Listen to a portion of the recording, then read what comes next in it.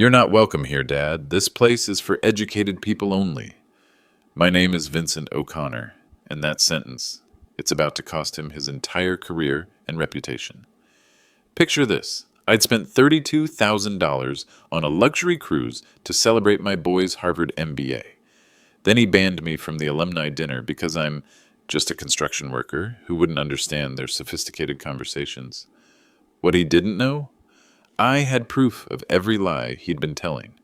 For 4 years, Nick told his Harvard classmates he worked his way through school. Scholarships, part-time jobs, pure merit, the whole bootstrap story. But I kept receipts. $312,000 worth of receipts. Bank statements, property sale records, the truth about who really paid for his Ivy League education. That night, in front of 75 Harvard graduates and his future boss, I destroyed every lie he'd ever told about me. Want to know how a construction worker can humble a Harvard MBA? Subscribe and drop a comment with where you're watching from. This gets intense. Here's exactly how my son learned what excluded really feels like. Let me back up 18 months. That's when my world fell apart in ways I never saw coming.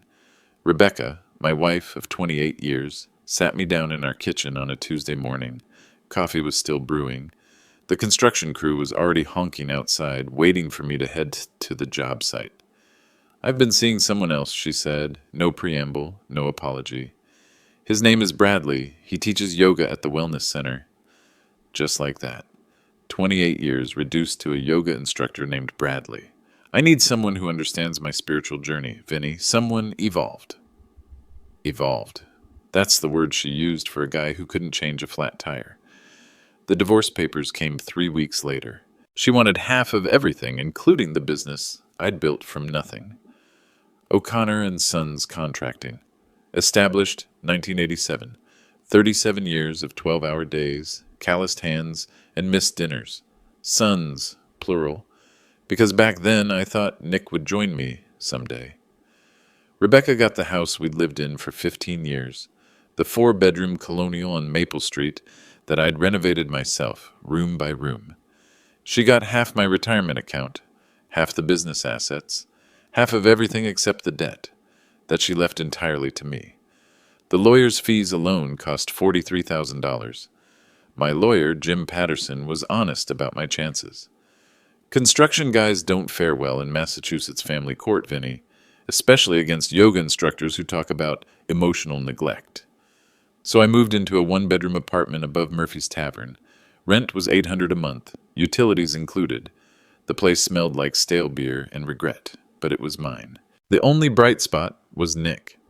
My son had just finished his first year at Harvard Business School, maintaining a 3.8 GPA. He called every Sunday, updating me on his internship prospects, his networking events, his study groups with kids whose parents owned hedge funds and tech companies. "Dad, I can't thank you enough for making this possible," he'd say. "I know how hard you're working." Hard didn't begin to cover it. After the divorce, I took on every overtime shift available. Weekends, holidays, emergency calls at 3 in the morning. My crew started calling me Iron Man Vinny because I never said no to work. Monday through Friday, I ran job sites from 6 a.m. to 6 p.m. Saturdays and Sundays, I did residential repairs. Kitchen renovations, bathroom remodels, deck construction, cash jobs that paid the bills Rebecca's lawyers had left behind. My hands were so torn up from the extra work that I started sleeping in work gloves. The arthritis in my right shoulder got so bad I couldn't lift my arm above my head some mornings. But Nick was at Harvard, and that made everything worth it. I'd drive past the campus sometimes when I had jobs in Cambridge. I'd see the red brick buildings, the students walking around in their North Face jackets and designer jeans, carrying laptops that cost more than most people's monthly rent. That's where my son belonged, with the future leaders of America. I never went inside, never visited his dorm or met his professors. I knew I didn't fit in that world. Construction boots and Carhartt jackets don't belong in Harvard lecture halls. But I was proud. God, I was so proud. When graduation day came, Nick called me from the ceremony. Dad, I did it. MBA, magna cum laude, and I got the job at Pearson Associates. Starting salary is $195,000, more than I made in 3 good years. I want to celebrate, I told him. Let me plan something special. That's how we ended up on this cruise. The Mediterranean voyage I dreamed about taking with Rebecca before everything went sideways. Just me and my Harvard graduate son, finally getting the celebration he deserved. The cruise booking alone nearly broke me financially. $32,500 for 2 weeks on Royal Caribbean's Wonder of the Seas. Balcony suite 8324 because I wanted Nick to have the best. I'd saved for 8 months to afford it. Not saved in the normal sense. I'd worked myself into the ground. 70-hour weeks became 80-hour weeks. I took jobs I probably should have turned down. Foundation repairs in flooded basements, roofing work in February when the temperature hit -12. My bank account showed the brutal math of it all. After Rebecca cleaned me out, my balance had dropped to $4,200. By the time I booked this cruise, I had managed to build it back up to $38,000. The cruise deposit was $16,500. Half my life savings, gone in one click. But I had something Nick didn't know about. Something I'd been hiding for 6 years. You see, staying silent wasn't just about keeping peace with my son. There were real consequences at stake here. Financial ones that could destroy everything I'd worked for. If Nick continued down this path, treating me like an embarrassment, denying what I'd sacrificed, I'd lose more than just my relationship with my only child. I'd lose my purpose, my reason for working those brutal hours, my justification for every sacrifice I'd made since his college acceptance letter arrived. The divorce had already cost me my marriage, my house, and half my business. I couldn't afford to lose my son too, but I also couldn't afford to let him build his new life on a lie. The truth was sitting in a manila envelope in my cabin safe. Bank statements dating back to 2018. Loan applications, property sale documents, a paper trail that told a very different story than the one Nick had been telling his Harvard friends. $312,000. That's what Nick's education had really cost. Not just tuition, but housing, meal, books, study abroad programs, networking events, interview suits, and graduation expenses. Harvard's published tuition was $78,000 per year. But the real cost of attending?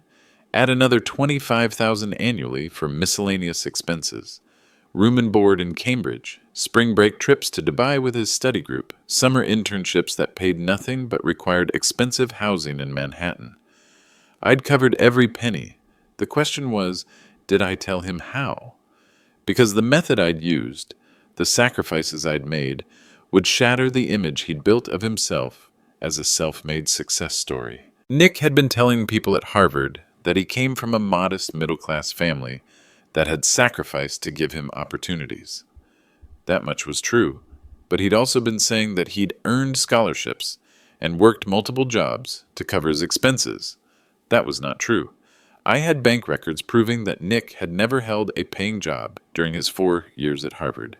No work-study positions, no summer employment, no side hustles or tutoring gigs. Every semester, when the bills came due, I was the one who paid them. Through a combination of methods Nick knew nothing about. If I stayed silent, he'd continue building his career at Pierce and Associates on the foundation of being a scrappy kid who worked his way through Harvard. That lie would follow him for the rest of his professional life. But if I told the truth publicly, I'd be destroying more than just his false narrative. I'd be destroying our relationship permanently. The stakes couldn't be higher. On one side, my relationship with my son. On the other, my self-respect and the truth about what real sacrifice looks like. As I stood on the deck that first night, watching Nick charm a group of fellow alumni, I made my decision. The truth was worth more than false peace. The first real confrontation happened on day 3 of the cruise. I was having breakfast in the main dining room when Nick approached my table. He wasn't alone. 3 other passengers followed behind him, Harvard alumni from his graduating class. "Dad, I wanted to introduce you to some friends," Nick said, but his tone was already wrong. Too formal, too distant. "This is Bradley Chen, Melissa Hartford, and Jonathan Pierce. Jonathan's actually a partner at the firm where I'll be working." I stood up and extended my hand. "Vincent O'Connor. Nice to meet you all." Bradley was the first to speak. "Nick's told us you're in construction." "That's right. O'Connor and Sons Contracting. Been building things for 37 years. "How fascinating," Melissa said, in a tone that suggested it was anything but fascinating. "Very hands-on work." Nick shifted uncomfortably. "Dad builds custom homes mostly, high-end stuff." It wasn't true, and he knew it. Most of my work was renovations, repairs, and small additions. Nothing glamorous. "Actually," Jonathan said, "we were just discussing plans for tonight. There's an exclusive Harvard Business School alumni dinner happening on Deck 12. Very selective guest list." Nick's face tightened. "Right. About that." He turned to me with the expression I'd seen him practice in mirrors as a teenager. The look he used when he was about to disappoint me but wanted to seem reasonable about it. "Dad, this dinner tonight is for Harvard alumni only. You know, networking event, professional development." "I understand," I said quietly. But Nick wasn't done. "The conversations tend to get pretty technical. Business strategy, financial modeling, market analysis. It's really geared toward people with graduate-level business education." Melissa nodded enthusiastically. "Last night we spent 2 hours discussing private equity structures and derivative instruments. Absolutely riveting." "I'm sure it was," I said. Jonathan leaned forward. "No offense intended, but these kinds of discussions require a certain background knowledge, industry familiarity." The message was clear. I wasn't smart enough to sit at their table. Nick looked relieved that his friends had delivered the insult for him. "So I hope you understand, Dad. This is really for educated professionals only. You wouldn't understand the conversations." The words hit exactly as he'd intended them to. I looked at my son for a long moment. 27 years old, wearing a polo shirt that cost more than most people's weekly groceries, talking about me like I was some kind of mental defective. "I understand perfectly," I said. Nick's relief was visible. "Great. So maybe you could grab dinner at one of the other restaurants tonight? The buffet upstairs has good options." The buffet, where the help ate. "Sure thing," I said. "You boys have fun with your, what did you call it? Derivative instruments?" "That's right," Melissa said, missing the edge in my voice entirely. After they walked away, I sat back down and finished my coffee. Around me, other passengers were enjoying their vacations, families taking photos, couples holding hands, grandparents spoiling their grandchildren. I thought about the envelope in my cabin safe. That afternoon, I made a phone call from my balcony. My banker, Tom Sullivan, answered on the second ring. "Vinny, how's the cruise?" "Interesting," I said. "Tom, I need you to send me something, digital copies of those documents we discussed. The education payments? All of them? Every single one. And Tom, include the timeline we put together, the full breakdown." "You sure about this?" I watched Nick through the glass doors of the sports bar, laughing with his Harvard friends, probably sharing more stories about his humble beginnings. "I'm sure. I'll have everything to you within an hour." That evening, while Nick was enjoying his educated professionals only dinner, I had a different kind of meal. Room service in my cabin, while I reviewed 6 years of financial documents on my laptop. The evidence was overwhelming and detailed and absolutely damning. Bank transfers, loan documents, property sale records, a paper trail that told the real story of how Nick O'Connor afforded Harvard Business School. I printed everything at the ship's business center.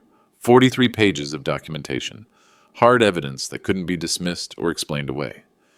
By the time Nick returned from his exclusive dinner, talking loudly in the hallway about networking opportunities and strategic partnerships, I had already made my plan. Tomorrow night was the big Harvard alumni cocktail party, the main event of their little reunion. Nick had mentioned it several times. 75 Harvard Business School graduates would be attending. Faculty members who happened to be on the cruise would be there as special guests. Even some professional contacts who worked for major firms. The perfect opportunity for career advancement, Nick had called it. I agreed completely. The next morning, I received an unexpected visitor at breakfast. "Mr. O'Connor, I'm James Whitfield, Harvard Business School faculty. Your son pointed you out." Professor Whitfield was exactly what you'd expect from Harvard faculty. Perfectly pressed khakis, navy blazer, gray beard trimmed to academic precision. But his handshake was firm and his eyes were kind. "Please sit down," I said. "Your son speaks very highly of you," he said, settling into the chair across from me. "He mentioned you've been very supportive of his education. That's what fathers do, indeed, though not all fathers make the level of sacrifice I understand you've made." I looked at him more carefully. "What exactly did Nick tell you?" Professor Whitfield smiled. "He mentioned that you worked extra hours to help with expenses. Very admirable. I imagine construction work can be quite demanding physically." "It has its moments." "I've been teaching at Harvard for 22 years, he continued. "I've seen countless students struggle with the financial burden. Even with scholarships and financial aid, the real cost of attendance can be substantial." He was fishing. Politely, but definitely fishing. "Nick managed just fine," I said. "Yes, he mentioned receiving several scholarships. Merit-based, I assume?" I almost choked on my coffee. "Scholarships?" "That's what he indicated, along with working multiple part-time positions to cover living expenses. Very impressive work ethic." The lies were bigger than I'd thought. "Professor Whitfield, can I ask you something? Do you have access to student financial records, scholarship awards, work-study positions, that sort of thing?" His expression grew thoughtful. "In my capacity as faculty, yes. Why do you ask?" "Just curious about the details." We talked for another 10 minutes about nothing important. But as he prepared to leave, Professor Whitfield said something that stopped me cold. "Mr. O'Connor, I hope you'll join us at the cocktail reception tomorrow night. I'd very much like to continue our conversation." "I'm not sure I'm invited." "You're invited now. I'll make sure your name is on the list." After he left, I called Tom Sullivan again. "Tom, I need you to send me one more thing. Remember that property sale from 2020? I need the full documentation. Purchase date, sale date, net proceeds, everything. The family house on Maple Street? That's the one. Jesus, Vinny, you're not actually going to... Just send me the papers, Tom." An hour later, my email contained the complete financial autopsy of my marriage. The house Rebecca and I had bought in 1995 for $89,000 had sold in 2020 for $185,000. Every penny of that profit, $96,000, had gone directly to Nick's education expenses, the house where Nick had grown up, where he'd learned to ride a bike in the driveway, where we'd hosted his high school graduation party, where Rebecca had told me about Bradley, the yoga instructor. Gone. Sold to pay for my son's Ivy League education. I spent the afternoon walking the ship's promenade deck, thinking about tomorrow night's cocktail party. Nick had been excited about it all week. The guest list read like a Fortune 500 directory. But there was one name on that list Nick didn't know about yet. Sarah Chen, HR director at Pearson Associates, the same firm where Nick would be starting his new job in 6 weeks. I'd done some research on Ms. Chen, Harvard MBA herself, class of 2015, known for her strict standards regarding employee integrity and character. Pearson Associates had a detailed code of conduct. Page 12 specifically addressed honesty in professional representation and accuracy in personal achievement claims. Violations could result in immediate termination during the probationary period. Nick's probationary period wouldn't end until he'd been with the firm for 6 months. Tomorrow night's cocktail party was starting to look very interesting indeed.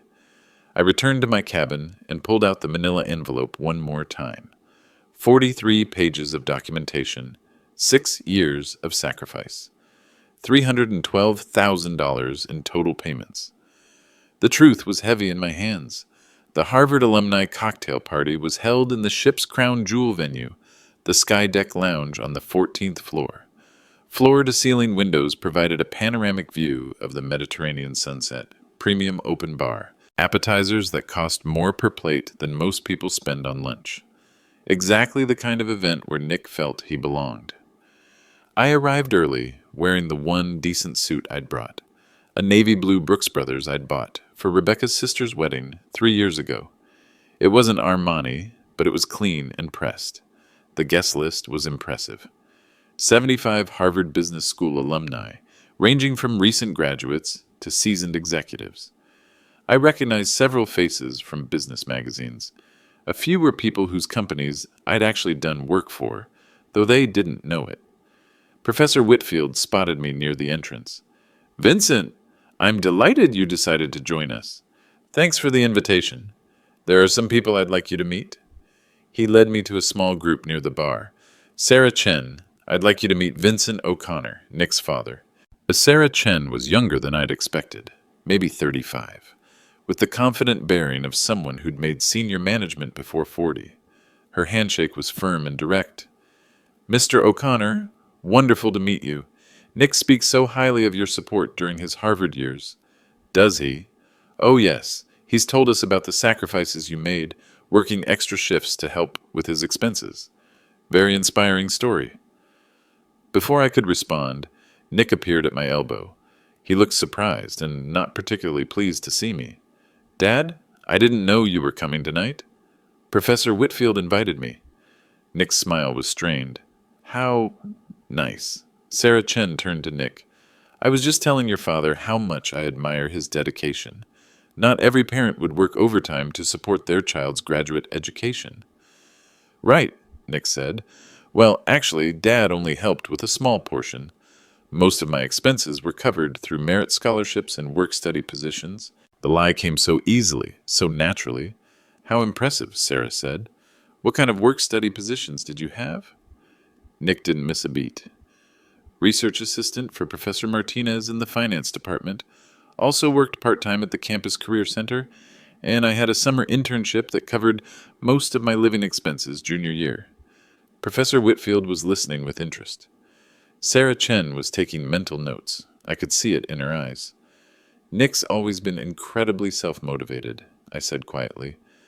"That's exactly what we look for at Pearson Associates," Sarah said. "Self-starters who understand the value of hard work." The crowd was growing larger. More alumni arrived, drinks were poured, conversations grew louder and more animated. Then Nick did something that crossed the final line. He tapped his wine glass with a fork, calling for attention. "Excuse me, everyone. I hope you don't mind, but I'd like to say a few words." The room quieted. 75 successful professionals turned their attention to my son. "I want to thank everyone for being here tonight. Being surrounded by fellow Harvard alumni is always inspiring, but being here with my father makes it extra special." A polite smattering of applause. "Many of you know that I come from a pretty modest background.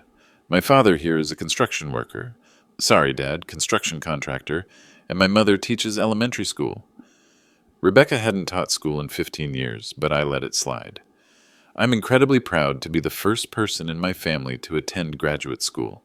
It wasn't easy. I worked multiple jobs throughout my time at Harvard to cover expenses.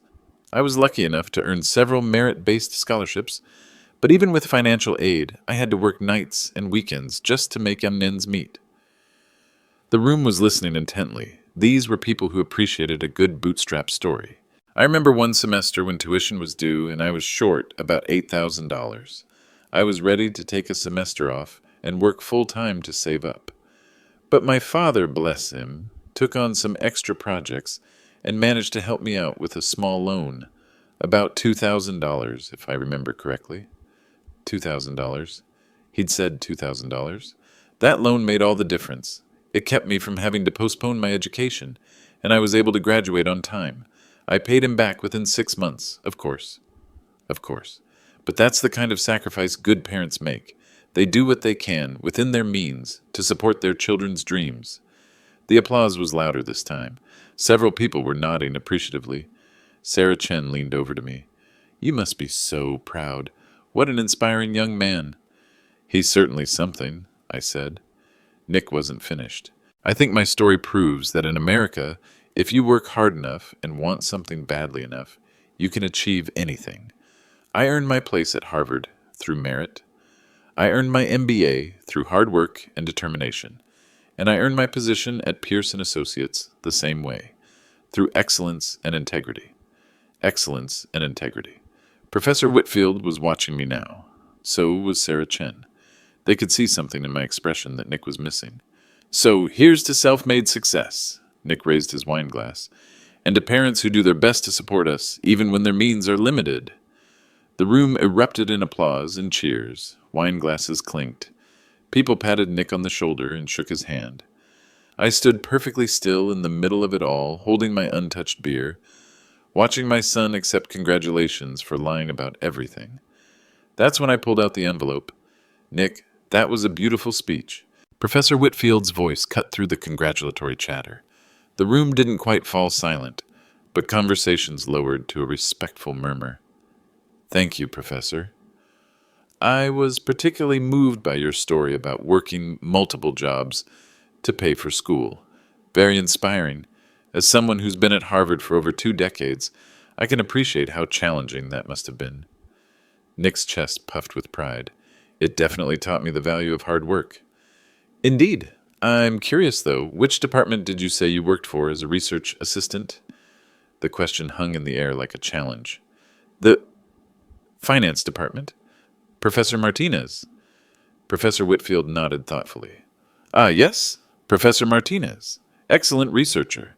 Though I should mention Professor Martinez has been on sabbatical in Switzerland for the past 4 years. No research assistants during that period. The room was definitely quieter now. And you mentioned working at the Career Center? That's right. Interesting. I serve on the Work-Study Oversight Committee. I review all student employment records annually. I don't recall seeing your name on any of our payroll reports. Nick's face was starting to flush. Well, maybe the records. Oh, records are quite thorough at Harvard. We're very careful about documentation. That was my cue. I stepped forward, manila envelope in hand. Actually, Professor Whitfield, I think I can help clarify Nick's employment situation during his time at Harvard. Nick turned to me with panic in his eyes. Dad, you don't need to... No, son, I think I do.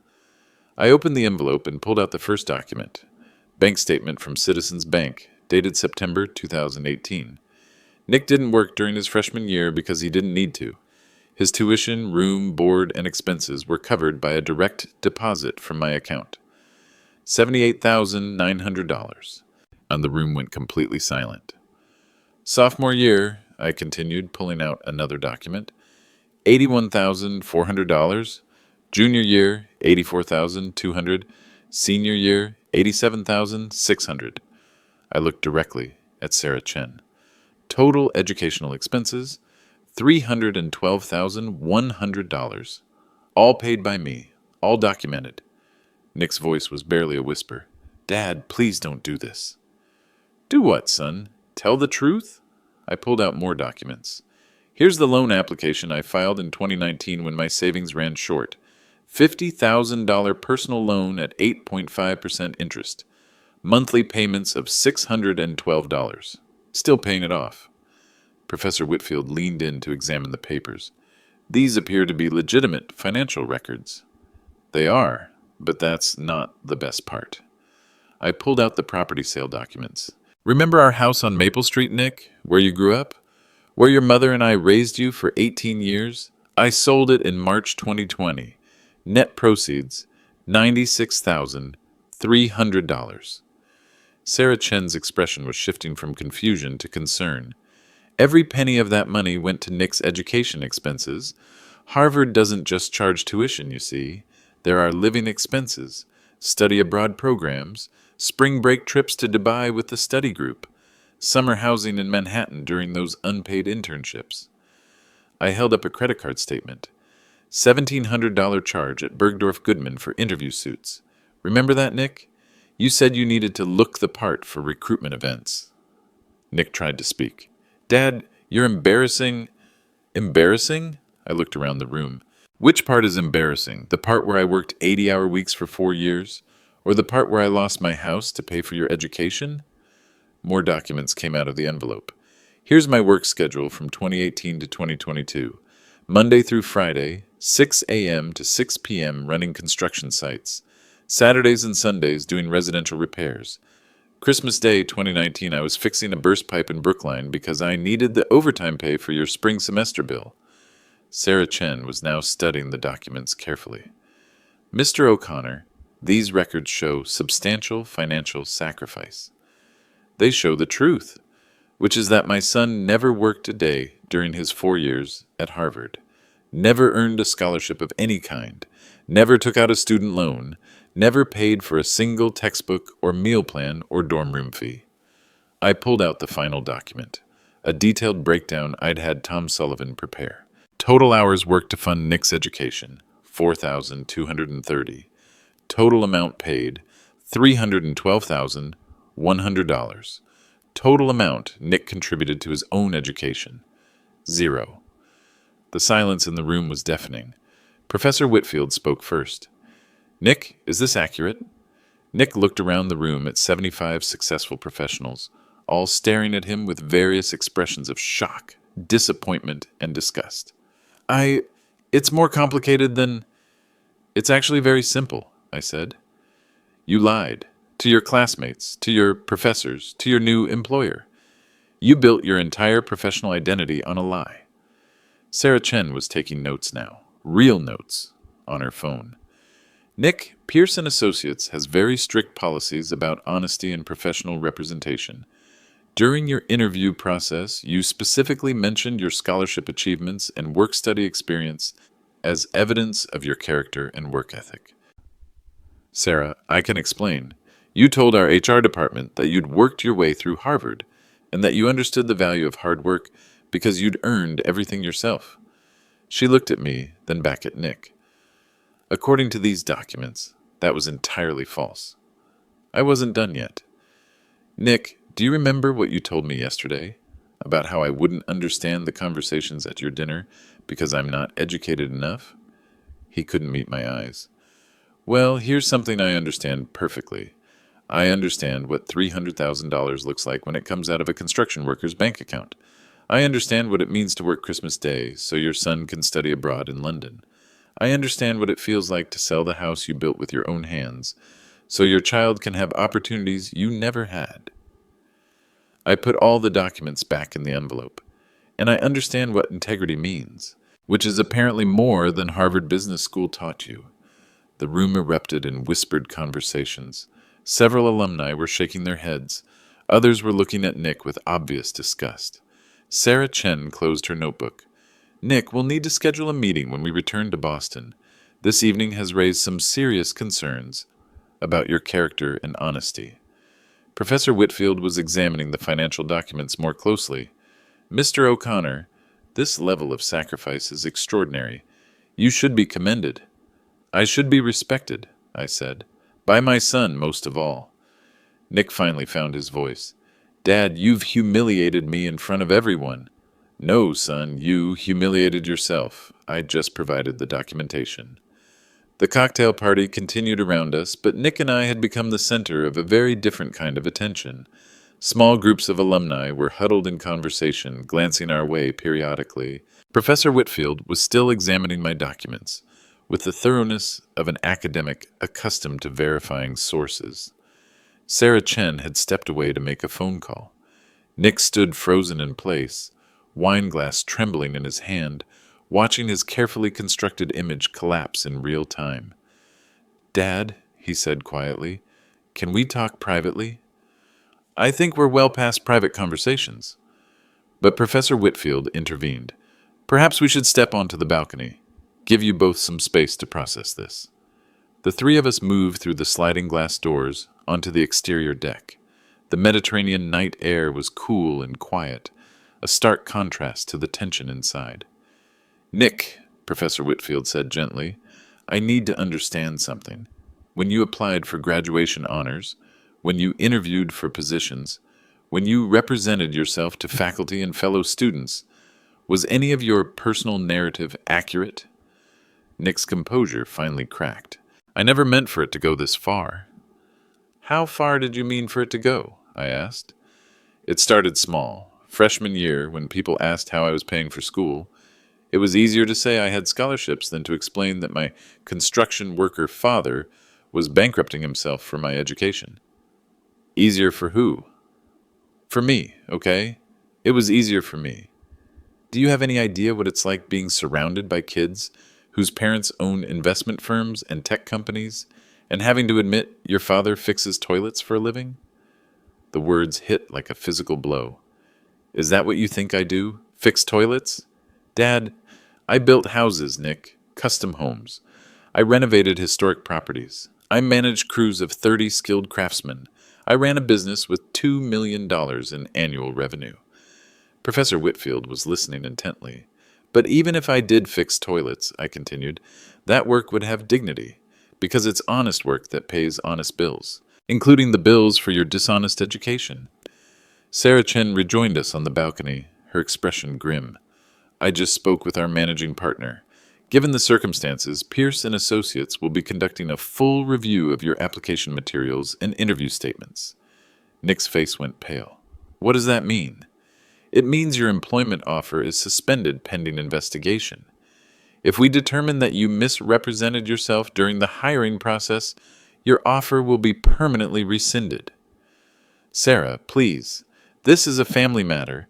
It has nothing to do with my qualifications for the job. Nick, you told our hiring committee that you worked your way through Harvard. You said you understood the value of hard work because you'd earned everything yourself through merit and perseverance. You presented yourself as someone who overcame financial adversity through personal effort. She gestured toward my manila envelope. These documents prove that was entirely false. If you'll lie about something this fundamental, what else would you lie about? Client billings? Project timelines? Performance metrics? Professor Whitfield nodded. Sarah's right to be concerned. Academic integrity and professional integrity are inseparable. Harvard's honor code explicitly forbids misrepresentation of personal achievements. What are you saying? Nick asked. I'm saying this matter will be reported to the business school's integrity committee. Your degree won't be revoked, but there will be a notation in your permanent academic record. The full weight of the consequences was finally hitting Nick. Dad, you've destroyed my career. No, son, you destroyed your career. I just provided the evidence. But I wasn't finished. I pulled out one more document from the envelope, one I'd been saving for last. Remember that $2,000 loan you mentioned in your speech? The one you said I gave you when tuition was due? Dad, don't. This is the bank record from that semester. September 2020. The payment wasn't $2,000, Nick. It was $38,400, and it wasn't a loan. I handed the document to Professor Whitfield. That's the semester I sold my truck. The 2015 Ford F-350 I'd bought new, sold it for $38,000, and bought a used 2008 with 190,000 miles on it, because tuition was due and I didn't have any other assets left to liquidate. Sarah Chen was taking more notes. You told everyone I helped you out with a small loan that you paid back in 6 months. The truth is, I sold my truck so you could stay in school, and you never paid me back a dime.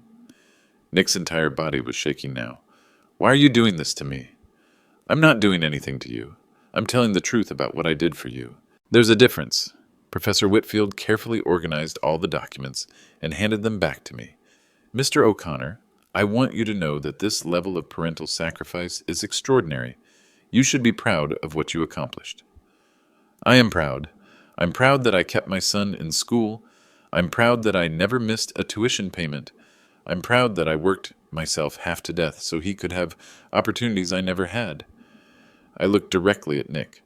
What I'm not proud of is raising a son who's ashamed of those sacrifices. Sarah Chen closed her notebook. Nick, you'll receive formal notification about the status of your employment offer within 72 hours. I recommend you consult with legal counsel. She turned to me. Mr. O'Connor, if you're ever looking for career opportunities, Pierce & Associates values people with your work ethic and integrity. Here's my card. The irony wasn't lost on any of us. As the three of them headed back inside, I remained on the balcony alone, looking out at the dark Mediterranean waters. My son's career was in ruins. His reputation was destroyed. His lies were exposed. And for the first time in 6 years, I felt like I could breathe again. The news traveled fast in the closed world of Harvard Business School alumni. By the next morning, my phone was buzzing with text messages from numbers I didn't recognize. Word had spread through social media, email chains, and private LinkedIn groups. Harvard MBA students have excellent networks, and they use them efficiently. The first message came from Tom Sullivan, my banker. "Vinny, saw the video. You're a goddamn hero. Call me when you get back." Video? I checked my email. Someone had recorded Nick's speech and my response on their phone. The video was 18 minutes long and had been shared in private alumni groups, then leaked to public forums. The comment section was brutal for Nick. Absolutely disgusting behavior. Zero integrity. How do you lie about something this fundamental? His father is a saint. This is why people hate privileged kids. Zero appreciation for sacrifice. Hope Pierce fires him immediately. Character matters. But there were also messages of support for me. "Mr. O'Connor, I'm Harvard MBA class of 2019. Your sacrifice is inspiring. Your son is an ungrateful brat. Sir, I shared your story with my father, who worked 2 jobs to put me through college. Thank you for standing up for working parents everywhere. Construction contractor here. You represent our industry with dignity. Your son should be ashamed." The second phone call came from Rebecca. "Vincent, I just saw the video. I can't believe you did that to Nick. I can't believe you're calling me. He's our son. How could you humiliate him publicly like that?" "Rebecca, did you know he was lying about his scholarships and work-study jobs?" Silence. "You knew." "I knew he was embellishing. Kids from our background sometimes need to fit in with their peer groups." "Embellishing? He lied about everything. He told people he worked his way through Harvard. You're being dramatic." "I sold our house, Rebecca. The house where we raised him. I sold my truck. I worked Christmas Day. And he told people he earned everything himself." "Vincent, don't. Just don't. You walked out on our marriage for a yoga instructor. Don't lecture me about family loyalty." I hung up. The third call was more interesting. Professor Whitfield. "Vincent, I wanted to follow up on last night's events. The business school administration has asked me to conduct a formal review of Nick's academic record." "What kind of review?" "We're examining all his scholarship applications, financial aid forms, and work-study documentation. If he made false statements on official university documents, there could be additional consequences, such as degree revocation is possible, though unlikely for financial misrepresentation. More likely would be a permanent notation on his academic transcript. Any future employer or graduate program would see the integrity violation." The fourth call came from an unexpected source, a reporter from the Boston Globe business section. "Mr. O'Connor, I'm writing a story about student debt and family sacrifice. Would you be willing to speak on the record about your experience?" "I'm not sure that's a good idea." "Sir, your story resonates with a lot of working parents. The cost of elite education, the pressure on families, the way some students misrepresent their backgrounds. It's a bigger issue than just your family." I agreed to a brief interview. The article was published 3 days later under the headline, "The Hidden Cost of Elite Education, A Father's Six-Figure Sacrifice." And the piece quoted education finance experts about the growing gap between published tuition costs and real attendance expenses. It mentioned the pressure students feel to fit in with wealthy peer groups, and it featured my story as an example of extraordinary parental sacrifice gone unacknowledged. The article went viral. Within a week, I received calls from 3 different television producers interested in telling my story. I declined them all. This wasn't about fame or publicity. It was about respect and honesty. But the attention had consequences beyond media coverage. On day 10 of the cruise, Sarah Chen found me at the pool deck. "Mr. O'Connor, I have an update on Nick's employment status." "And?" "Pearson Associates has formally rescinded his job offer. Our investigation confirmed that he made multiple false statements during the interview process." "I see. But I also have a proposal. Our firm occasionally needs construction consultants for real estate development projects. Someone with your background and obvious integrity would be valuable." She handed me a business card. "The consulting rate is $300 per hour, if you're interested." $300 per hour? more than I'd made in a full day running construction crews. I'll think about it. The social media attention was also bringing unexpected opportunities. My business phones started ringing with potential clients who'd read the news coverage. Mr. O'Connor, I saw your story online. We're renovating a historic property in Newton. Could you provide an estimate? This is embarrassing, but I read about what happened with your son. My husband and I are looking for a contractor we can trust, someone with real integrity. Sir, I'm a Harvard alumnus from the 1980s. What you did took tremendous courage. We'd like to hire you for our addition project. By the time the cruise ended, I had 11 potential construction projects lined up, more work than I'd booked in the previous 6 months combined. The story had resonated beyond Harvard alumni networks. Working parents across the country were sharing it as an example of sacrifice and integrity. Construction workers were sharing it as proof that blue-collar work has dignity. Parents were using it to start conversations with their children about gratitude and honesty. But the most important call came on our last day at sea. Nick knocked on my cabin door at 10 p.m. "Dad, can we talk?" He looked like he'd aged 5 years in a week. Dark circles under his eyes, wrinkled clothes, the cocky confidence completely gone. "Sure." He sat down heavily in the desk chair. "I've been thinking about what you said, about respect and honesty and integrity. And I fucked up, Dad. I fucked up badly." It was the first genuine thing he'd said to me in years. "Yes, you did." I was ashamed, not of you exactly, but of being different, of not having the same background as my classmates. "So you created a false background." I told myself it was harmless, just social positioning. I never thought it would go this far. "Nick, you told people you earned scholarships. You told your employer you worked your way through school. Those weren't social positioning. Those were lies." I know that now." We sat in silence for several minutes. "Dad, is there any way to fix this?" "The job at Pierce is gone. The Harvard notation will be permanent. The video is out there forever." "That's not what I mean." "What do you mean?" "Is there any way to fix things between us?"